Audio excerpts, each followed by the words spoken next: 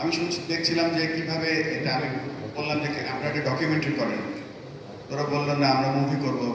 তো মুভি যখন হয়, সিনেমার হিরো বা 97 আইসিসি ট্রফির হিরো তো আকরাম খান, এবং তিনি মুখে কিছু বলেনি, তবে তিনি বারবার বলতে চাচ্ছিলেন বা বোঝাতে চাচ্ছিলেন যেন মানে মানে এমন কেউ হয় যিনি একটু ক্রিকেটও জানে এবং আকরাম খানকেও তিনি পছন্দ করেন।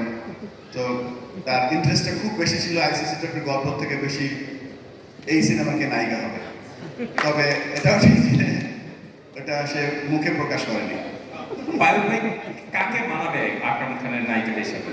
না, আমার আমার মনে হয় আকরাম ভাই ভালো বলতে হবে নায়িকা কারে পছন্দ। না, আপনারা তো না না পাস করে দিচ্ছেন, আপনি না বলেন না, কাকে আমার মনে হয় যে সিনেমা করার আগে নায়করা কিন্তু চুজ করে যে কোন নায়িকা তার সাথে পারফেক্ট হবে। আমার মনে হয় আকরাম ভাই যেহেতু নায়ক ছিল, আকরামের প্রতি ছেড়ে দেওয়া ভালো। আকরাম ভাই উত্তর দিয়েছেন। ঠিক আছে, অ্যাকচুয়ালি কথা হচ্ছিল, তখন আমি ছিলাম, ফাইন ভাই ছিল, তখন ইন্টারেস্ট ছিল বুলবুলের বেশি, কারণ বুলবুলই জিজ্ঞেস করছে নায়িকা কে থাকবে। তখন ওরা বললো যে এখানে আমাদের ভিউ নিবে, আমাদের আইডিয়া নিবে, বাট নায়ক নায়িকা কিন্তু ওরাই রাখবে। তখন দেখলাম বুলবুলের, আমি বুঝেছি। আমার কাছে শেষ করতে চাই, তখন বুলবুল দেখলাম আপসেট হয়ে গেল এবং বললো মিটিংটা কি আর কতক্ষণ চলবে। ঠিক আছে, দেখুন আপনি ওনাদের অধিনায়ক ছিলেন, ম্যানেজার। কাকে ম্যানেজ করতে বেশি কষ্ট হতো?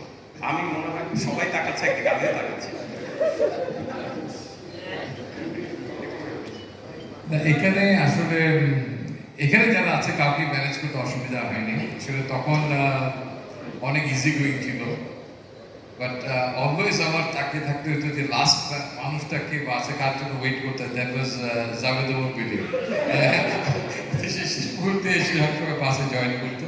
এছাড়া আমার মনে হয় না আমাদের এত সাংবাদিকরা তখন ফোকাস করতো, তার যদিও আইসিসি ট্রফিতে অনেক সাংবাদিক গিয়েছিল, বাট আমার মনে হয় এত ক্যামেরা এভাবে ফলো করতো না।